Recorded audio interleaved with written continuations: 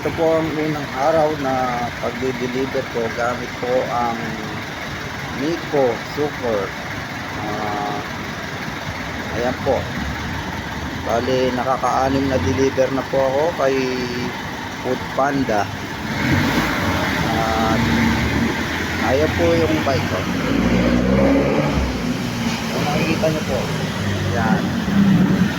Bali, etong pangpito ko pong delivery gamit ang Miko Super electric motorcycle.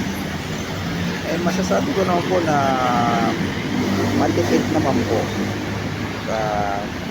Naka-consume na siya ng 40% of batteries.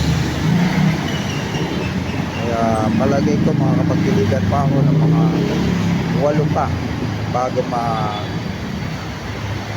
malobat ang battery.